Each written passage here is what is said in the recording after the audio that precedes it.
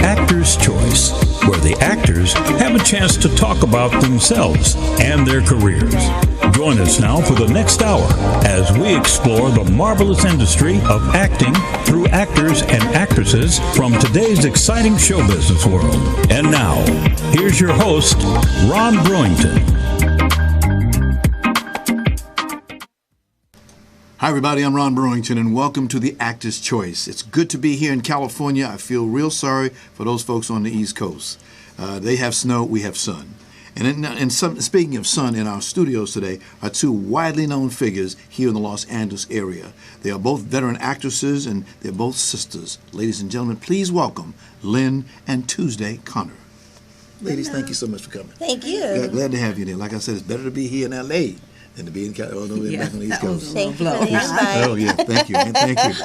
Then we're going to start with you. Can you tell us, where did you come from? Well, I come from Los Angeles. I'm a native here. All right. In the city. Started in fashion. Really? Yes. What little people know is our mother is a designer. Well, a lot of people know. Don't look at me crazy. A lot of people know that our mother is a designer. Doris Connor of the Connor Collection had a shop growing up, and she taught Tuesday and I how to sew when we were very young. Okay. So we both started off as fashion designers. Bet that was a lot of fun, too. You're two beautiful ladies, and of course, I can see why you got into that business. Definitely. Well, it gave us our sense of, it started off us early because she did costumes for Nick, for the theater, the Ebony Stewart, over at the Ebony Showcase. Right. And all the theaters around town, Inner City, Cultural Center. She did it for films, and, you know, she's just highly fashionable and creative woman. So that was where we got our background. Which one of y'all the oldest? I love that. Never tell it like it is. When you grew up in this town, because again, the acting bug can bite you by being in this town. What was it like for you when it first happened? I loved it. I took a class in high school because, like I said, before that I was into fashion. So I took this class because a friend of mine was in the class, and I loved it. Because I used to see people come out the acting class, and I thought, oh my God, these people are crazy. And but once I took the class, I loved it, and I got more and more into it, and I was able to pursue it by getting professional training. And my first class was at the Fox Follies. Fox Follies. Ian Fox had a theater called the Fox Follies on Slauson Avenue. We'll have him as a guest here for sure. Yeah. That's a piece of black theater history in this town. Absolutely. They don't know that he started as a producer, writer, director. Put me in my first film, and called Corner Boy. It was a award-winning novel, a series of novels, and he made it into a film. Tyreek, made it, and who wrote it? Herbert Simmons was his author name, and Ian Fox. I stayed over there and moved over to Inner City Cultural Center, and got additional training. Then I moved to New York, because I wanted to be at the Negro Ensemble Company. Because every play you pick up, they have the Negro Ensemble Company in it. And I'm like, I have to go there. Yes. And the actors seemed well-trained. And so I wanted to go there and do that. Then you came back here to L.A.? Came back to L.A. All the actors moved back to L.A. to get in film. The weather. It's the weather. Yeah, and Hollywood. Okay, you know, Hollywood. The film business. Oh, yeah. There was a movie that you did get into called Penitentiary 2. You had a great director. Can you talk about him, please? Jamal Fanaka. Oh, yes. Jamal Fanaka was a trailblazer. He's not with us physically anymore. No, he's in spirit. But he definitely made films that have become cult. And he was an incredible man. Very nice, very creative, very innovative. And he gave a lot of people opportunity. Yes, he did. Leon Isaac Kennedy was a star. Yes, he was. Leon Isaac Kennedy, Ernie Hudson. He used so many people that were out of Inner City Cultural Center that have gone on to have fabulous careers. For those that don't know anything about Inner City Cultural Center, take a moment, if you please, and tell us, what is that? I hear it all the time. See it all the time. Inner City was the Los Angeles Fame. Before Fame, there was Inner City Culture Center. It was founded and ran by C. Bernard Jackson, and it was very diverse. He believed in diversity. We learned acting, dance, voice. We took voice classes, dance classes, ballet, modern dance, acting by top professionals. It was a whole building. And they also gave live performances there. You had to sweep the floors. You had to work backstage, build sets. You had to do everything from the ground up. And that's where you got that foundation of acting. Yes, you did. That foundation. High quality. They cared about you. And back then, it was a CETA program, so you actually got paid to go. All right. Which I don't know if they do that anymore in LA, but it was awesome. Now, before Inner City, we were with the Young Saints. And the Young Saints was run by Robert, Evelyn, and Evelyn... Tommy Roberts. Tommy Roberts. Okay. Tommy Roberts taught us filmmaking when we were like 12. You were like 12, 14? 13, 14. I could run a camera. I could set the whole camera up. Yeah, we could do all of that. We'd go around town and film. He took all youth, and I would also be the MC or the host. So I wasn't behind the camera a lot, but we got all that training from a very early age. So you really learned what it was to, like you see, what's her name? She has that school of dancing, and she has the broom. She says, if you want to fame, not Wendy, Debbie Allen. She says you have to work, you have to sweat. That's in order to get that job. Exactly. People think because I got the good look, I'm a star. Look at me. Oh no, C. Bernard Jackson encouraged whatever our ideals were, he encouraged us. He made us do it. I said, I want to do this play. Can I have some space? Because a lot of times they would use the celebrities, and the more mature actors that had the experience for the big, larger productions. Yes. But as a kid, I was like, Mr. Jackson, I want to do this play, and he'd go.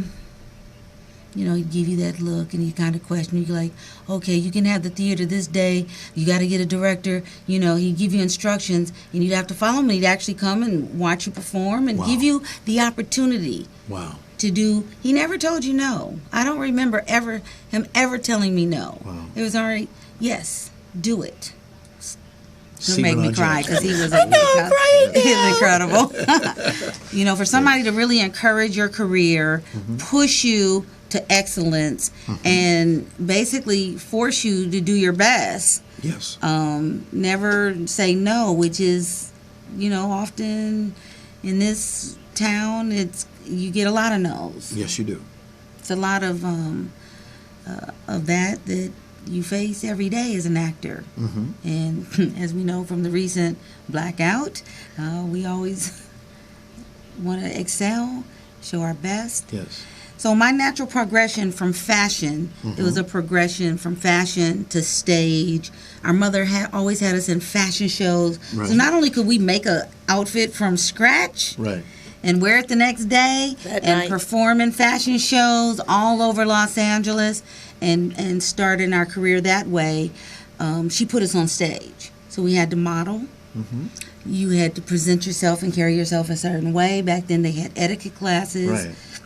Where you knew how to set a table, conduct yourself in public, act like a lady, cross your legs, and do certain things like that, which I don't know if they teach that to young ladies anymore. Well, they sure don't. Well, they do, but then they don't, because I can remember back in the music industry, they used to call them A&R people, artists and repertoire. Yes. And that's exactly what was happening to you ladies in that field. It's just of acting, that's all.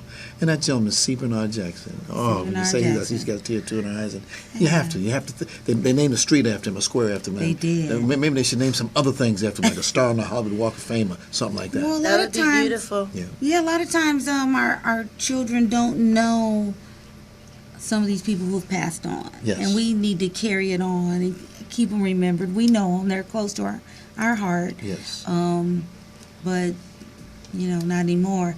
And so from there, now I'm into filmmaking. All right. Which I started off, and here I am full circle coming back to filmmaking. And so I've produced in a couple short films. The latest one is in post-production right now. I was the first AD, not the director, but the first assistant director, and it's called The Donkey. My sister actually did the wardrobe. All right. One of my daughters did the hair and makeup, and another one was a still photographer. So we keep it in the family. Keep it in the family. Yes. Yes. Other folks do it. Why can't we? Absolutely. Absolutely. Well, you want to give your children the exposure, the experience, and teach them ethics, good work ethics. Mm-hmm. And you built a reputation. You mentioned that a lot of people know us because we have good work ethic. Yes. Whatever we do, we try to do our best at it. We don't try. Do a quality job. Yes. Show up on time. That's the first thing. Be prepared. Right. Proper preparation prevents poor performance. Go ahead now. Heard that somewhere before. So you have to become prepared, Yes, and you do. you have to be ready at all times. So I think we've built a reputation by doing that. That's putting it mildly. The Connor sisters are well known in this town, ladies. I mean, like I said, when I first came to this town, I was in the Navy. I got out the Navy here, and I started having a love of theater and whatnot.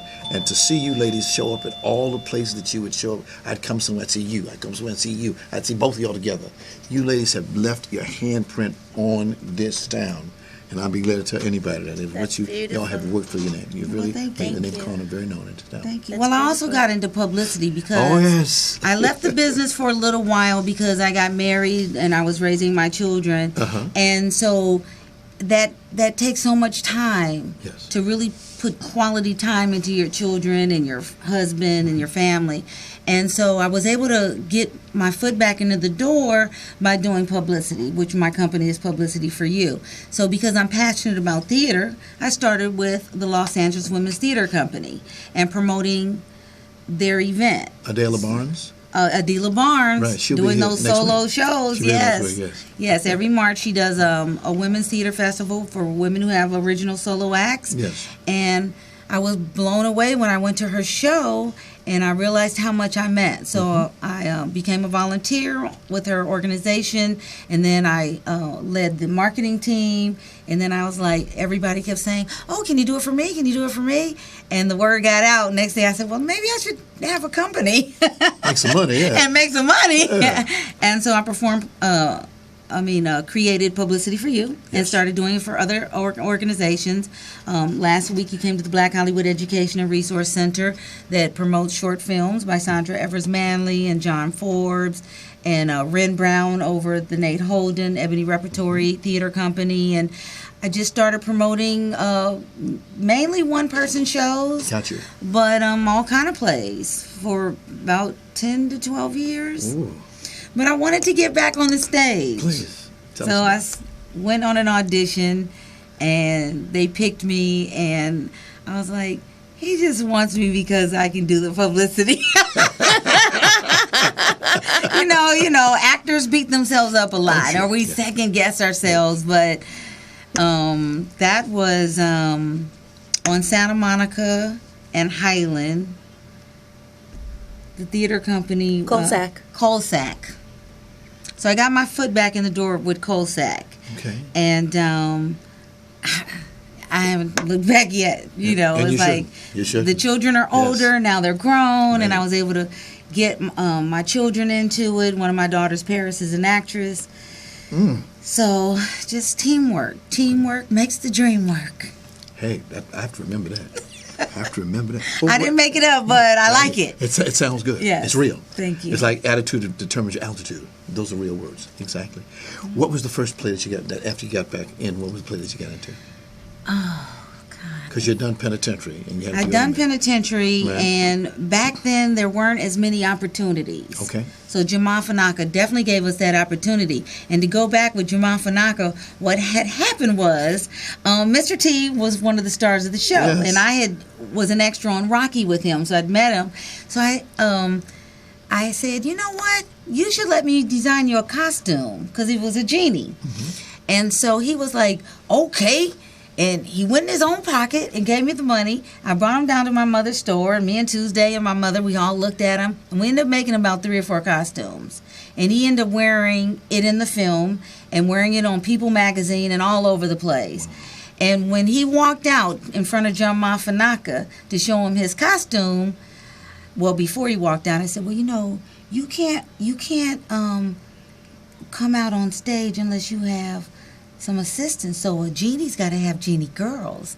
So when he walked out in front of Jamal Fanaka, me and my sister were also dressed as genies, and we flanked him, right? And so we walked out, and so basically we created our own roles in that film and became good friends with Mr. T. He blew up after that and traveled around the world and did the TV series. 18. 18. Yes. Did he have the tomahawk hairstyle too? He did. Oh yeah. And he was yeah. such And all the jewelry. very sweet person.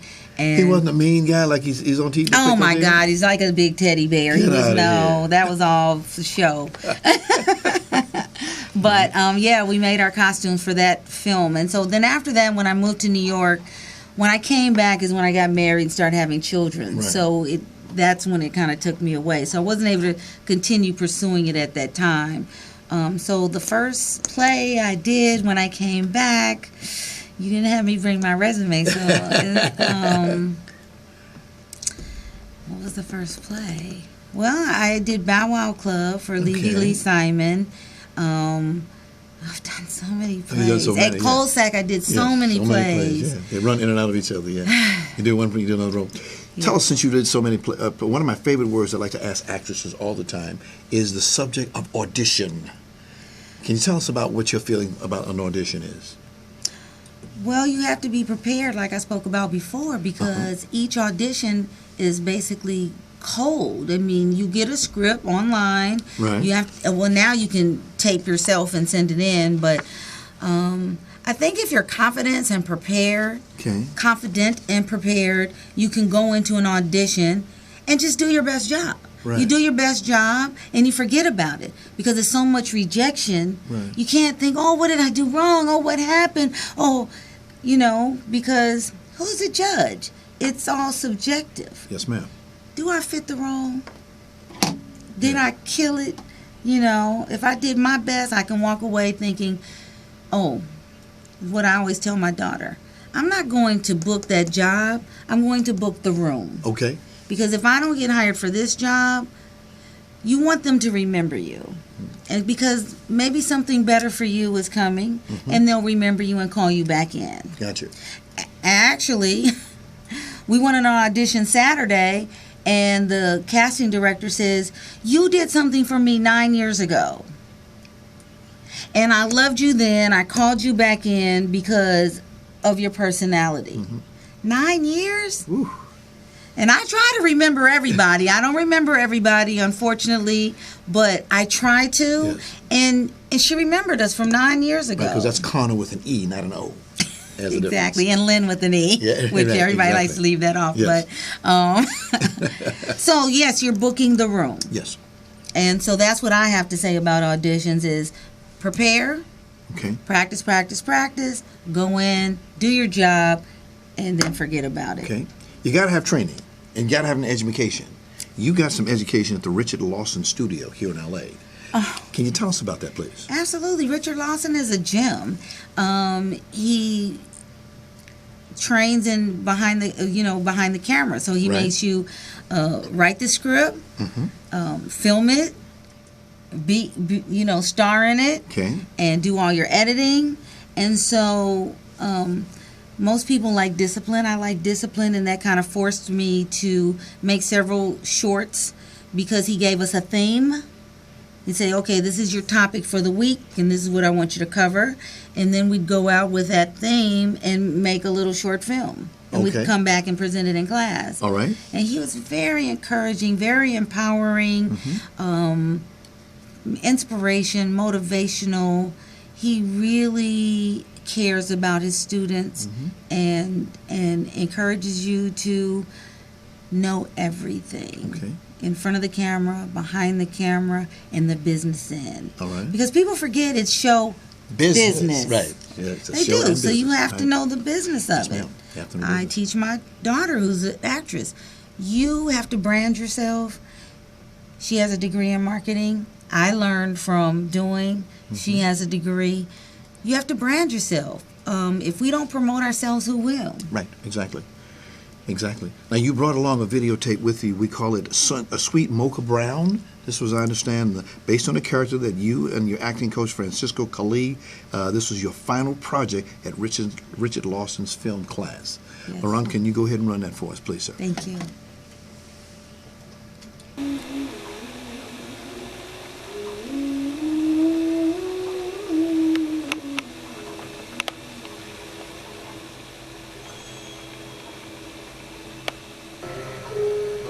What's wrong with that, loving somebody too hard?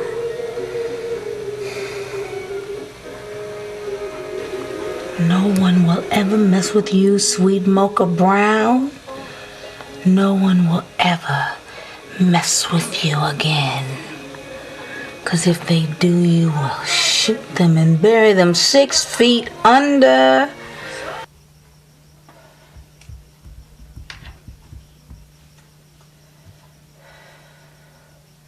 Life ain't been easy.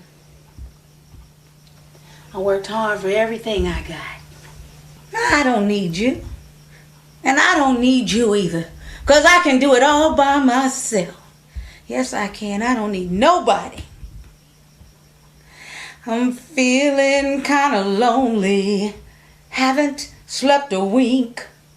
I walk the floor and watch the door. And in between I drink black coffee. Love's a hand-me-down brew.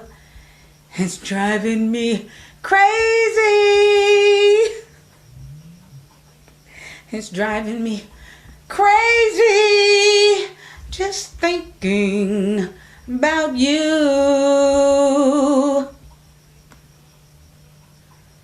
No, I don't need you. I can do it all by myself. You didn't do no drugs. Like all those other singers, you didn't do no drugs. You stayed strong. I can do this too. Yeah, I can do this too. I can do this too. What is that pain in my head?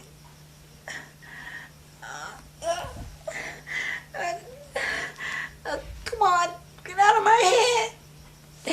Get out of my head, get out of my head, get out of my head, get out of my head, get out of my head, get out of my head. Wow. Wow. Wow. That was beautiful. Thank you. Well, I can just see training. You see, and by the way, where did she get that dress from? I made it. Oh, it's in the family, Thank you, LaRon. Thank you. Yes. Oh, that was beautiful. So that's Thank being you. actor and the power to invoke emotions from you to us in the audience. We're sitting out there, paid our money. We come there to laugh, to cry, to do all that good stuff. Great Sweet role. Mocha Brown, Francisco Cali. He's a great writer, and Wow. he wrote a great script. I need to develop that character. You know, you try to do so many things, Right. but keep your focus. And when your mind is always racing and you want to accomplish so many things, Yes. and it's hard unless you can do this full time. Yes, it is. Yes. You know, have to have support from in all areas. Exactly. I do work for a living. Yes, you do. But I like where you say your motive that you love, that you see as your role, is to inspire, empower, challenge, entertain, and heal. Well, I definitely feel like the arts heal people. And in a time of crisis, Yes. you will notice there's more productions, more theater, more films, because people need that escape sometimes, or they need that guidance. They need something to fill that hole from their depression. And a lot of times the arts and film help that fill that void and that need. So the arts do heal. And sometimes you think you're going through something all by yourself, and you'll see a piece of art that touches you in a way that you know somebody else is experiencing that with you. Somebody else has been there and gone there before you. And when you can connect with someone, I think that's how you start the healing process. That's how you can connect and not feel alone. Okay. What's your latest film that you've gotten involved in now? So that's The Donkey. Okay. I'm not in it physically, but I'm a producer and first AD on that one. Okay. Before that was The Gift, which I had a little role in it, but I was also a producer on it, and I'm getting my degree in filmmaking so I can bring more of our stories to life. Getting a degree, did you say? I am. I was able to go back to school after my children. Yes. You're never too old to go to school? Never Never too old to get an education? No, because you need that mental stimulation. Now, we get stimulated mentally on the job and through friends and through your mates and your siblings and family. But through school, it's different. Yes. I'm exposed to things that gives me a wider perspective or different. Okay. It broadens your realm of thinking, because I only know what my mother taught me and what I learned in school and what I pick up from other people. Gotcha. But school, I've taken classes where they have a whole different perception than I do. Right. And so I have to look at it and go, I may not agree with it, but obviously a whole lot of people do. So you think twice about the things that you've learned or been exposed to in the past. Gotcha. And hopefully makes you a better person. You keep evolving, keep growing, and hopefully that will help me be a better filmmaker and a better actress. Because as an actor, you have to draw upon, I've never murdered anyone. Well, not physically. Might want to, you know. You may have thought about it. But if you play a murderer on film or on stage, where are you going to draw from? In almost any instance, if we had to, if it was me or you, We know what's you going know, on. but so where do you draw on these things? You use a variety of methods, the method acted, this act, where all the different instructors that you have had over the past and your own personal experience, or maybe I know someone who did it. And then you try to draw on everything and everyone to bring those emotions. Because I can't judge you. If I play a murderer, I can't judge that character. No. I am that character, and I have to be that person, not act like that person. I have to be that person. So when you're talking about acting, you're being. So acting is the ability to act truthfully under imaginary circumstances. Okay. Francisco Cali taught me that. All right. You're watching The Actor's Choice. I'm Ron Brewington with a special guest today, Lynne, and Tuesday, Connor. Where were you born at, lady? Los Angeles General Hospital. Ooh, okay. What was it like watching your older sister become an actress that made you get into the business? She pulled me by the hand and said, "Let's go. I found this wonderful place that will pay you to take performing arts classes." And I went to Inner City Cultural Center. I was at UCLA studying to become a teacher. And 2 weeks later, I was a full-time student at Inner City Cultural Center. Wow. And the education just took off from there. It took off from there. I think that being at Inner City, it gave me a whole new perspective. I was very shy when I went there. My first acting class was with Reggie Montgomery, and he literally had us, he says, everyone's on a farm, pick your favorite animal, be on stage and be that animal. I picked a bunny rabbit, so I'm hopping around on stage on all fours in front of other people. After that, I wasn't shy anymore. But I loved the opportunity of being at Inner City because, like Lynne said, I had to sweep the floors. I had to do lights and sound and acting, you know, and costumes, which is where I officially started my career. I remember modeling with my mother at the age of 4. She's a fashion designer. And I worked in my mom's factory. We worked for Shandana Toys, which was the first ethnic doll company in the United States. We owned the first 2 black dolls ever made in the United States from Shandana Toys. We used to make the Flip Wilson doll, the pull string doll, the JJ, the Rodney Allen Whippy doll. We made those with these 4 little hands right here. And being at Inner City, I got my first, I would say, officially going into costuming, because growing up and having to sew, and my mother was a perfectionist, and if we made it wrong, she made us take it out and redo it 62 times, and by the time you finish, you don't want to wear it anymore. But when I discovered Inner City, I could use my craft that I grew up with, but use it in the fashion world, but use it in the entertainment industry, and that I fell in love with. And we had gone through the CETA program, Right. and I think I was out of the CETA program maybe like 8 or 9 months, and I was feeling this emptiness. And I went back up to inner city, and Rosa Maria Marquez, who's got the Rock Rose Art Gallery in Highland Park, I says, Rosa, I'm feeling empty. I need something. So she literally took me by the hand. She took me downstairs. Ted Lange was doing a show called Born a Unicorn. It was the Ira Ulrich story. Charles Weldon was in it, as well as Maurice Felder. And she gave me to Charles Weldon. She put my hand in his hand and said, here's your new dresser. And so I dressed Charles Weldon for this show, and that was literally the start of my professional performance, my professional career of costuming. Now, a lot of people don't understand. Would you describe what's it like to be in the costume and the wardrobe departments? What does that mean?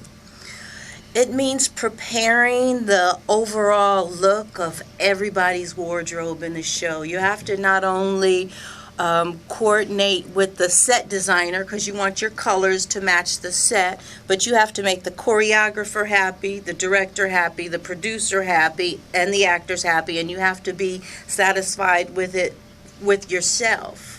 So you've got to please a lot of people just doing wardrobe. You've got a lot of pressure on you. Yes. Okay. I don't do pressure. I understand. I understand. Recently, Carrie Fisher said, she said, I'm in a business where the only thing that matters is weight and appearance. She was bitter about something right now because they had used her in the Star Wars movie, and they had taken pictures of her and blown her out of proportion from what she was when we saw in the first Star Wars series. Okay. And she just expressed herself. Right. Your thoughts about that? Being in the entertainment industry, I've never wanted for work because if I get a play or a film, I'm usually picking up a client, like we picked up Mr. T. So I think that was in 83 or so, at the age of 23, somewhere between 21 and 23. We made the cover of People magazine designing our clothes. And I was always, Jennifer Holliday was one of my first clients too, when I did a play for Woody King, and Jennifer Holliday was in it afterwards. I did some clothes for her in the play. So she's like, Tuesday, I need you to do some clothes for me. So I was able to mix designing fashion for celebrities and doing films and theater and plays as well. And creating, I discovered that my mom, we went to the African Marketplace. It was a festival that lasted 25 years, and it was produced by James Burks. And we had a booth, and my mom was selling plus-size clothing, and I was selling cute little size 7s and 9 clothing, and at the end of the day, Mom had $3,000 and I had $300. And then the next weekend went by. At the end of the day, Mom had $3,000, I had $300. So I was like, you know what? I'm gonna start doing plus sizes. And so I did all these cute outfits in a more youthful, but in plus size. So I didn't compete with my mother because she did the mature look, I did the young look. Got you. And at the end of the weekend, I had $2,000. You know, I was like, okay, that's cool. So I started specializing in plus sizes and trying to cross over into the fashion industry. I would demand on having plus size models, and I was rejected. When I was trying to push my line of clothing into the industry for plus size, they're like, oh, those are too nice. Oh, you're using too much fabric. No, you can't have plus size models. I said, I can't be in your show if I can't have plus size models. So I had to fight for years to have plus size models. And when I retired from costuming altogether, then they decided they wanted to use plus size models, and they were the hot new thing. But I'm like, I blazed that trail for plus size models to be in the public eye. So I totally agree with Carrie, and it is about weight. I remember I went on an audition early in my career with my sister. I went on an audition for acting, and this lady says, I got plenty of fat black girls. What you got? And I was like, did she just like, I was like, you know what? I don't have to be an actor because you know what? I'm better than that. You can't tell me that I'm not good enough because I am good enough. I got 35 years of costuming to prove it, from the Lincoln Center to Shaka Khan. You know, so it's like acting was not for me because you can't tell me I'm not good enough. And that's why I chose to work behind the scenes, and I can produce you and make you look really good, but I'm not going to have anybody tell me I'm not good enough. What was the special training that you had to do in order to gain that experience? My mom and inner city. I worked once I got to inner city, I worked continuously as the assistant, and I was 27. And I got tired of being an assistant. I went back to school. I went to the Fashion Institute. I got my Associates of Arts degree in Apparel Manufacturing and Management. And then I went to the American College. I got my bachelor's degree in Fashion Design and Merchandising. And then I went on to Cal State Northridge, where I started my major in theater. And I was at Cal State Northridge for 1 year, and I got a job for Bob Mackie in New York. And so I was back in New York working for Bob Mackie. Bob Mackie designed Cher's clothes, Elizabeth Taylor's clothes, and Barbie's clothes. And 2 weeks later, I got a call from the Lincoln Center. So now during the day, I'm working for Bob Mackie. At night, I'm working for the Little Orchestra Society. I did shows, Babar the Elephant, Peter and the Wolf with Dom DeLuise. I did Amal and the Night Visitor. I worked at the French Institute, and I just had a wonderful time working for the Little Orchestra Society, who did concerts for little people from 1 to 99, they said. And then you toured. And then I was on tour. Then I toured for about 5 years, costuming shows throughout the United States, and that was a beautiful experience. Being able to go, I can say I've been to like almost every city, every major city, a couple, 2 or 3 times, and the little ones as well. But that was a beautiful experience. I've seen you in action with the camera. The camera becomes an extension of you when you got that camera in your hand. You can take good shots. You know how to use that camera. Thank you. I had to. I taught myself photography because when you're doing costume designing and you make someone an outfit, they take it away, this wonderful creation that you've made from a concept in somebody's head, and they say, I'm going to send you a picture, and rarely. I think between me and my mom and 70 years, 80 years of all total of costuming, I got 2 pictures back, and I think she got 1. Wow. In all those years. So I stopped letting my outfit go out the door before I took a picture of it. Originally, I would put it on the wall, push pin it to the wall, or I would lay it on the floor and take a shot of it. And after a while, I started calling in my girlfriends, here, I made this outfit for somebody. I need you to come try it on real quick. So I would learn to take a picture of it, and I taught myself photography because I wanted to have a collection of my photos, not just have all this wonderful work that's gone, and I never see it again. Not like a movie, where you can go put your reel on and go see it again. Costumes, it's like, maybe they went on a cruise, or they were like, Shaka Khan, she's out of the country. Tell him about the young man that said he remembered us when we were 12. You tell him. We made him a costume. People come up, well, it's your turn. So we were at the film festival. Yes. And this gentleman comes up to us. He goes, I know you. He says, you made me some hammer pants when I was 12. I was like, well, how old were we? He's like, y'all were very young. So people will definitely remember the designs. Years later. We've made them so long. We made hamburger and hot dogs, Donnie dogs. We made him a life-size hot dog. I usually make Denzel Washington's kids. Their Halloween costumes. Dinosaurs and stuff. With all the work you ladies do, you are most down-to-earth people I know.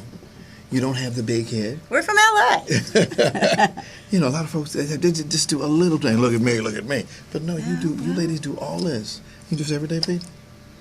Like I said, I have seen both of y'all back there in the kitchen cooking food. Remember that joint, that stage used to be down on Washington Boulevard? Stage 52. Stage 52. How many times have you guys Yes. gone there and worked in there? All over. Depend, we get the job done, whatever it takes. Get the people in there, sell the tickets, get the sodas, get the ice, get the food. Because you know how folks are, where my food, where my food. that kind of thing. Y'all have done some tremendous work. Now, are you ever thinking about planning to do a book or something that would be able to document what you've done? Because you've got a lot of stuff here that maybe somebody might owe you some money. I'm currently working on a poetry book. Okay. And one of my favorite authors as a child was Ray Bradbury. And he says, I'm always working on a new book. He says, when I type the end on this book, I put in a new sheet of paper and I type the title of the next book and I keep on going. Wow. So I do have a dozen titles and a little bit, and I put them all in binder, so one at a time I can go through each binder. I have a story called My Sister Lynne. Then I have my own biography. Yeah. And when we were at Colsack yes. Theater Tuesday, actually, that was Lamont Coleman and his wife. Sandra. No. No. No, but Lamont Coleman, okay. His wife named Rose Coleman. Tuesday started doing spoken word. And as she mentioned, back before she went to inner city, she was very shy. Yes. So she was shy, and that's why I wanted her to take the acting class, because even though I knew she didn't want to be an actress, right. I feel like acting is good for everyone. Right. I do believe everyone ever born should take an acting class. Especially if you're shy. Right. You're shy because it helps you get into yourself and open up. Right. And not be afraid when you're on stage or talking to people. So if you go on an interview or anything, a job interview, you're not shy. You can speak up. That's just another person across from me. That's right. They were born. They go to the bathroom. They eat. They have parents or not. And, it's the same thing. So it builds a confidence in yourself, I think. Yes, so Tuesday was shy in the beginning, but she shy started now. the jazz. Tell them about Jazz Poets that you started at Coleman and Smith. Lynne called me one day. She said, I'm with this new theater company. We got this little room. Do you think you can bring some poetry there? And I was like, well, I've never done that before, but sure, I can do it. And I had previously managed a comedy club, and I had everybody from Arsenio Hall to Steve Harvey on my stage, Mike Epps, Kevin Hart, Earthquake, Chris Spencer. I had everybody on my stage, and I'm honored. I would say Iva LaShawn.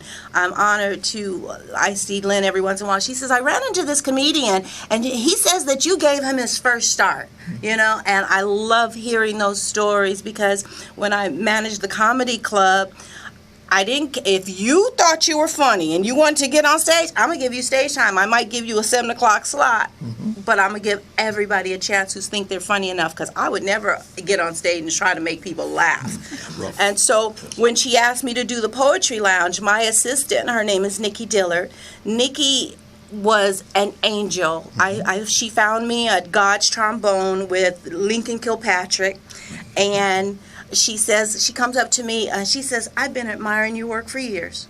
I never seen this little girl in all my life. And so she became my assistant, but she always wanted to have a poetry lounge at a tea house. So when Lynne asked me if I could do this poetry, I called her. I was like, Nikki, I says, I got this space. You want to go do some poetry? She says, yes. I had Nikki 2. I was so grateful for Nikki 1. And thank God so many times that God sent me Nikki 2. So I had 2 assistants, Nikki 1 and Nikki 2. So Nikki 2 and I produced the show. With Derek Shawn. He co-hosts with Nikki, and we opened Poets Jazz House. And I said, if I'm open a poetry lounge, I think I should know at least one poem. Right. So Nikki, she says there was an audition at the Pan-African Film Festival. They had Spoken Word Fest. And I says, Nikki, because she was always too shy. And I says, Nikki, let's go down. And this was really for her. I said, let's go down and audition. And so we were both accepted, and I was at the World Stage, and I found this postcard of this very beautiful woman, and Nick was searching for her sister. So I wrote this poem called What is a Black Woman? And so this was like the one poem that I knew when I opened my poetry lounge. And I have to tell you, just having the poetry lounge, we gave people, they say it's one of the coolest poetry lounges in the country, because a lot of poetry lounges, the host will pick out their best friends. I don't care who's been waiting how long, they'll let their friends come up. But at Poets Jazz House, we had what's called a hot seat. When you were ready, you came and sat in the hot seat. And the later it got in the evening, there'd be fights on the hot seat. You know, there'd be people knocked off on the floor, sitting on each other's laps because they wanted to go next.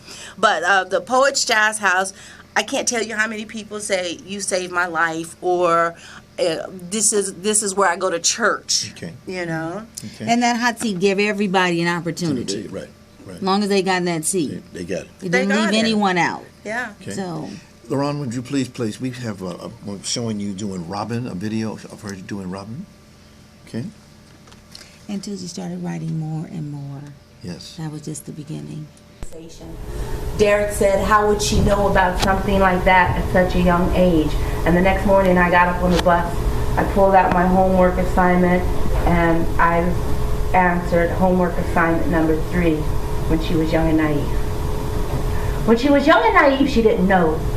Daddy said this game was just for 2. She didn't tell me she was molested as a child, but I see in her face, I see something missing in her smile.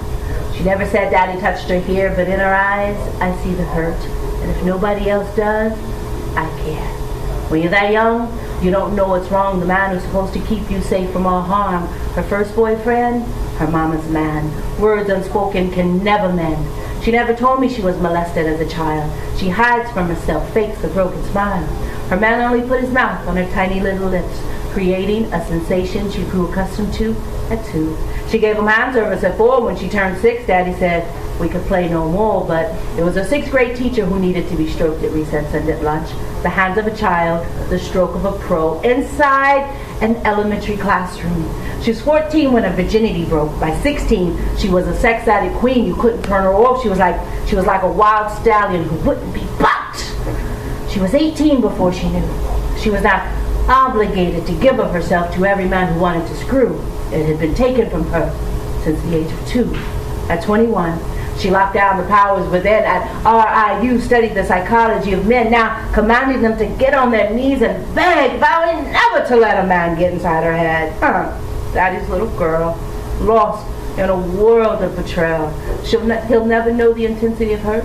He will never feel the empty pain. He'll never know the lack of trust she has in each and every man. It's just a game. Who's the master? Who's the slave? Who's taken for granted? Who says anything? Sex is just a game. She never told me she was molested as a child. She lays down beautiful lyrics, just dodging a broken smile, waiting all the while one day he'll become a man. Apologize for what he's done, she hopes, before he is dead. Then she'll be free to fly with the sun. For every robin here, I am sorry. I am so sorry for what was done.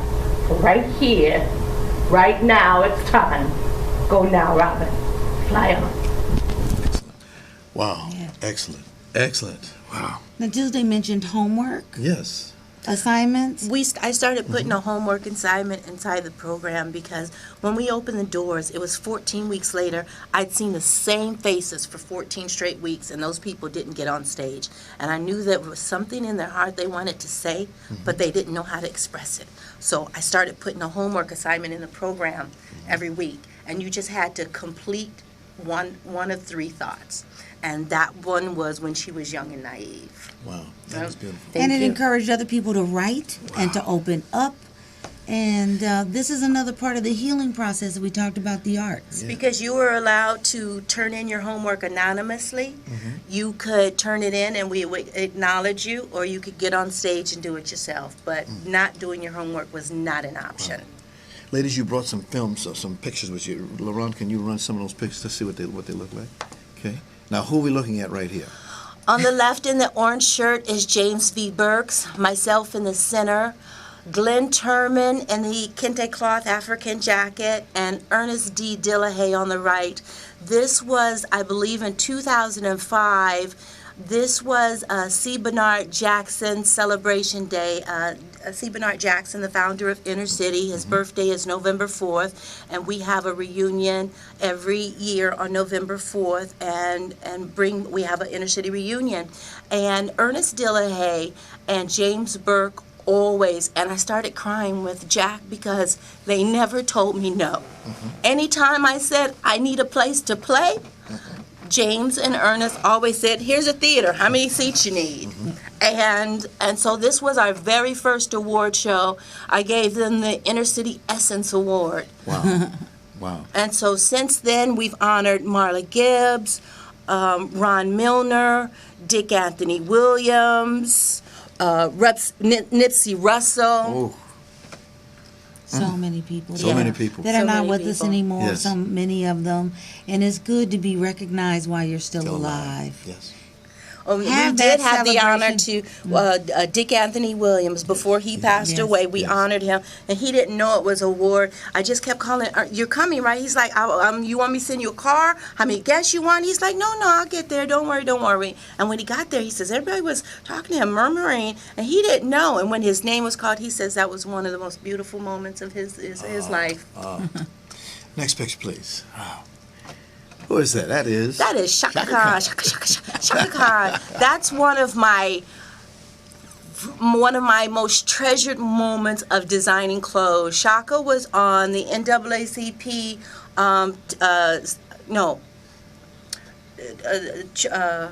It was a Night of Stars. Okay. The foundation for the students, I can't think of the name. Okay. But she did a tribute to Quincy Jones, and she sang "To Sir with Love." Wow, that's that was her beautiful. tribute, and I made that beautiful dress for her. Wow. Beautiful. Beautiful. United Negro College Fund. UNCF. Okay. Yeah. Yes, All right. yes. And she made a lot of costumes for Shaka Khan. I worked for Shaka for 2 years. Wow. She has a designer that she's had for probably 40 years, and then every 2 years she takes on a new designer for 2 years. And my 2 years with Shaka was absolutely grand, and she actually retired me from costuming toward the end of my 2 years. She says, "Tuesday, I'm going on tour in 9 days, and I don't have anything to wear." Exactly, and I've been making an outfit a day for Shaka, sometimes two, for like almost 2 years. And so in 9 days, I made her 21 outfits, sent her on the airplane, closed my shop doors, and never went back. Wow. I've been writing and producing ever since. Wow. Wow. Next picture, please, sir. Oh. Who is Shaka, that? Shaka Khan. Shaka. Yes. Next one, please. And she's. Now, here's a nice picture. This was the very first NAACP Image Awards. Okay, the year? Whew. Well, you see how little we are. What are we, like 21? I was like 21 or so on that picture, so that'd be like, I'm not telling what Yeah, year. Who's that handsome young man that you're standing next to? That is Gregory Hines, the wonderful, the late, great Gregory Hines. Right. Yes. And to the left is Robbie Reed. She's a Yes. casting director Director, for producer. most of Spike Lee's films. Yes. And she did a Many cameo films. appearance with Harlem Okay. Nights. But Right. she's huge in Hollywood. Yeah. She And who's really. that other lady in the picture there? Matata. Next photo, please, sir. Okay. Oh, yeah, here's the last one. Okay. Please, if you Go ahead. Okay, that must have been at the Image Awards. That was the was the same Image night. Awards, yes. Same night. Same night. Okay, so me next to me in the red is Bashashi Thompson.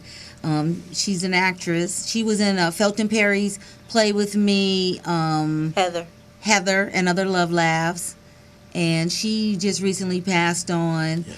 And she modeled for my mother, and we became really good friends. They used to when- call it, what was the name they came Lady from? B. Lady B. Lady B. She was the original Queen Bee, baby. All right, all she was right. also a writer, so she wrote a lot of poetry, and she did. We were in one of her short films. Or was that Kim's? Yeah? No, both of Her them. daughter also wrote, and actually, she has we're giving her a celebration of life on February 6th. How can people get information about that? Probably we'll post it on Facebook. Okay. And people can reach out to us. Okay. Good enough. And Okay. in between us is Lou Gossett. His son now is also a famous director who had a film in the last Yes, two. Yes. City Gossett, yes. Yes. Yes, Incredible director. Really good work. Fine Yes, indeed. performer. The gentleman with the beard. Nick Latour. Nick Latour and Lady B were best friends. They loved each other so much. So they often went out on the town together.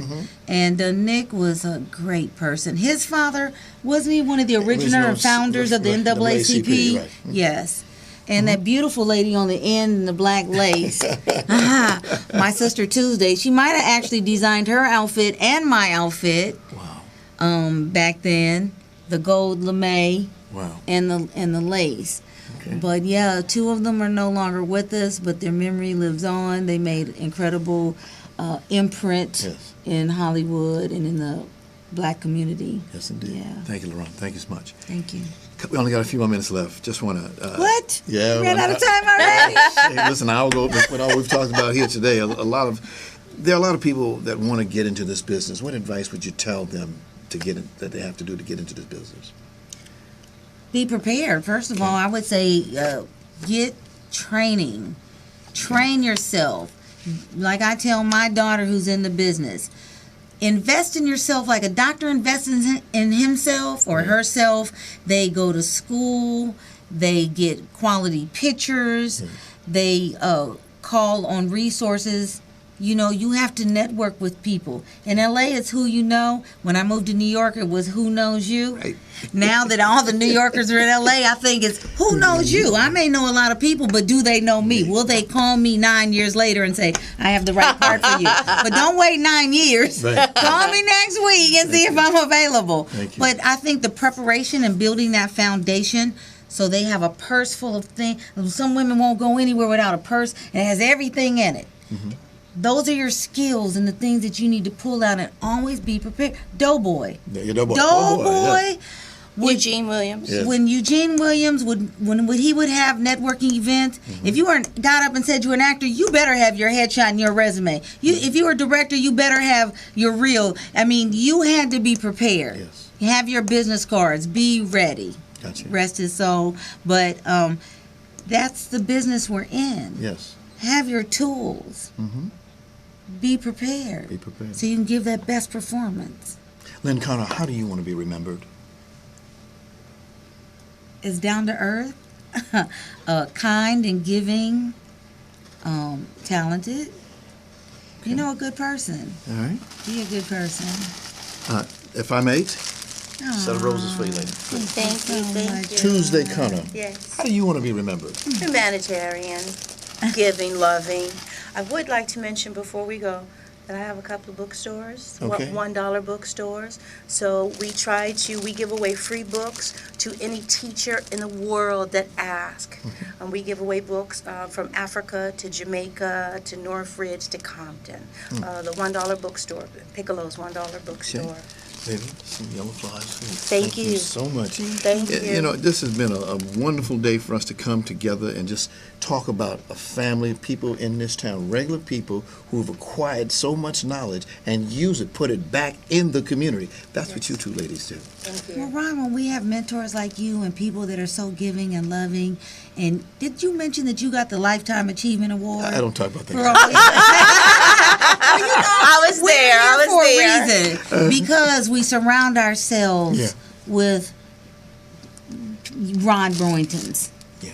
We surround ourselves. And Ernest we Dillahayes give- and Yes, James Burke. yes. James Burke and And C. C. Bernard Bernard Jacksons and Dr. Sandy. Lashonces Yeah, and yeah. oh Ernie yes, Hudson. Yes, Sheffy, Bronson, all those guys. Oh, Yes, yes. this town, from the time we were teenagers and little girls to now, you know, my mother has laid the foundation for us to always be around good people and make us good people and train our children to be good people. And you have to pass that torch. Yes, you do. You got to pass that torch. Any projects that you're working on right now or in the future you want to talk about real quickly? Well, I'm a senior in school, so I need to do a senior capstone project. I'm going to shoot a short film that I wrote, and Tuesday and I are also always working on some projects. This is just about finding the time, but she's now teaching people how to sew, so we're doing a series on that.